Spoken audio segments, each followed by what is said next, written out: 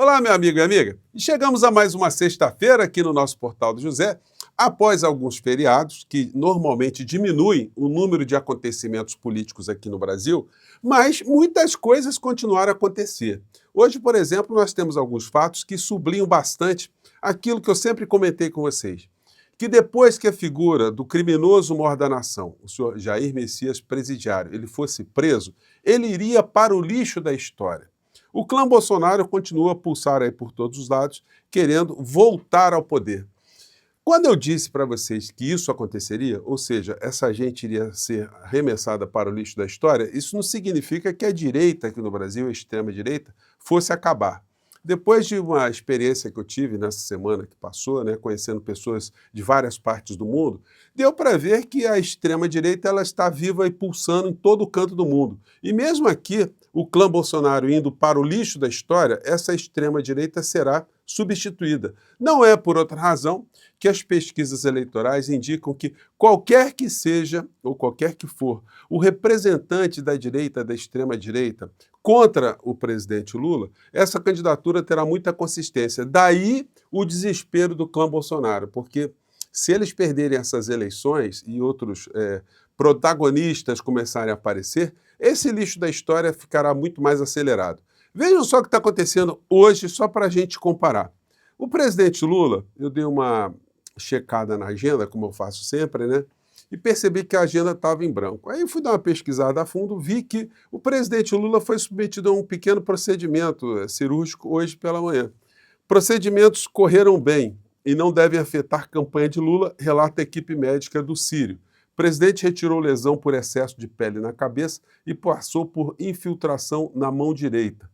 Enfim, tirou ali, foi fazer aquelas manchinhas que aparecem, foi fazer a biópsia, o resultado vai sair, mas pelo que os médicos disseram, está tudo tranquilo, está tudo dentro de uma normalidade de alguém que tem 80 anos de idade, mas está...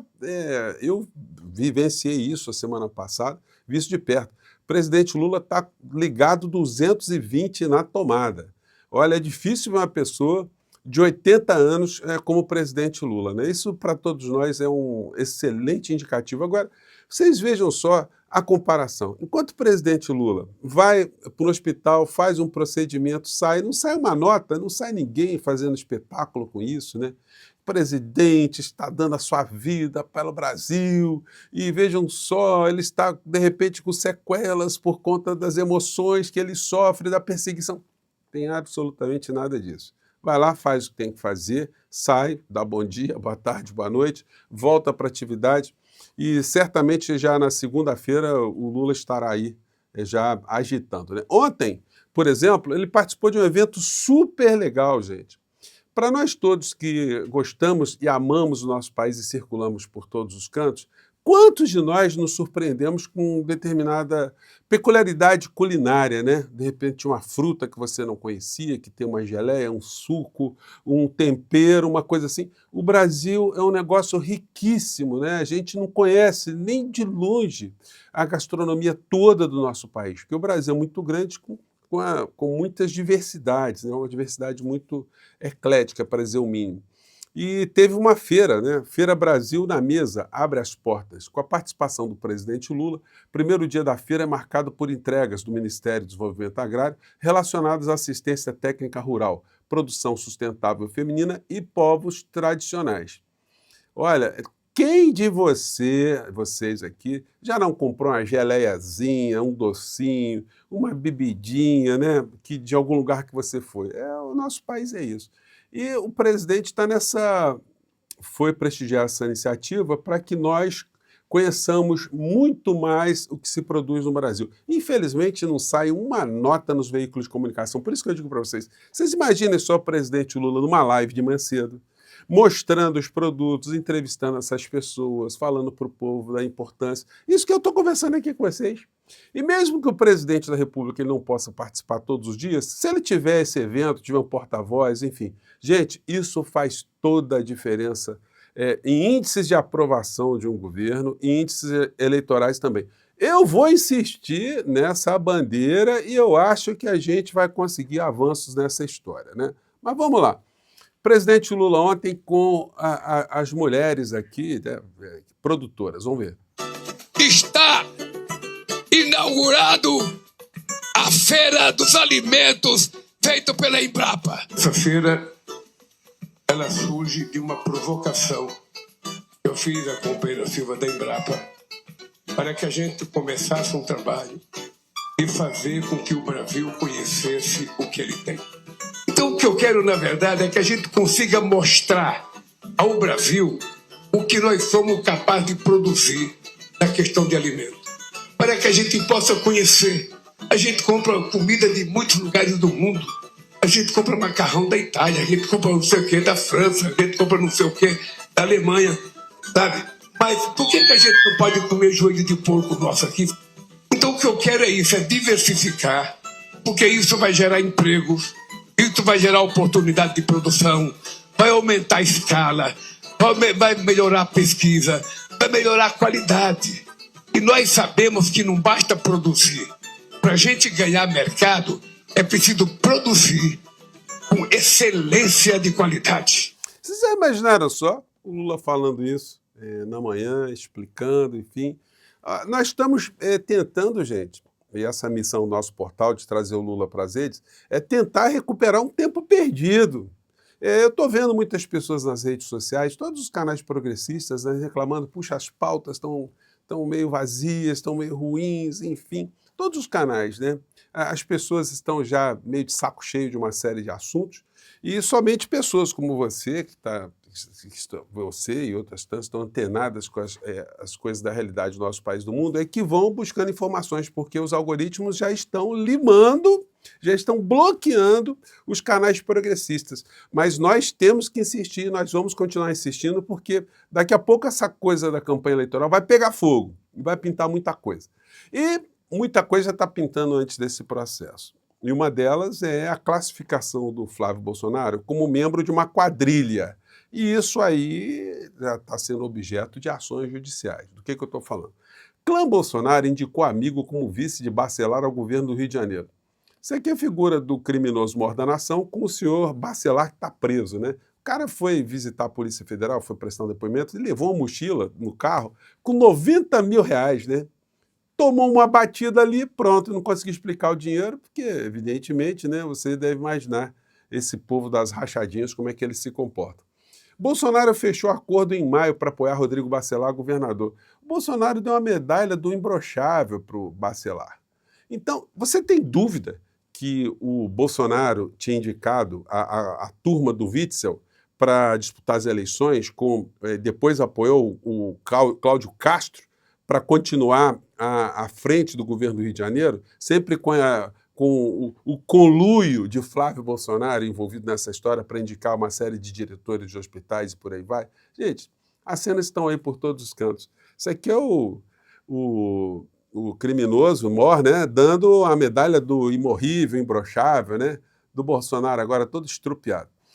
O jornal A Voz de Campos, do Norte Fluminense, comentou isso aí, essa ligação de Flávio Bolsonaro com a quadrilha, né? Que estão presos, né? Vamos ver aqui. Flávio Bolsonaro reforça nome de Rodrigo Bacelar em corrida ao governo do Rio, é isso? Conta pra gente. Exatamente. O senador Flávio Bolsonaro, que lidera as pesquisas para o Senado, comentou nesta quinta-feira sobre a disputa do governo do estado do Rio de Janeiro. Segundo o filho do ex-presidente, Jair Messias Bolsonaro, Bacelar é um dos nomes cotados em seu grupo político. Nas últimas pesquisas... E seu grupo político, não tem dúvida nenhuma, gente. Está agarrado lá. Justiça Eleitoral nega pedido de PL para pagar publicações de Ottoni de Paula. Ottoni, que, enfim, todas as críticas que se tem, fez uma autocrítica, é um cara de direita, mas é um cara que dá para debater, né? Para debater, já fiz uma live com ele aqui no Portal do José, me tratou com o maior respeito, eu também o tratei com o maior respeito, e mantivemos as nossas diferenças ideológicas, né? E ele mandou o sapato aqui, ó, que ele está sendo processado, mas não baixou a guarda não, vamos ver o que está acontecendo. Eu não trabalho com mentiras e nem trabalho com medo. Sabe o que vocês fizeram? Me deram mais coragem e motivação para eu entender que eu estou no caminho certo.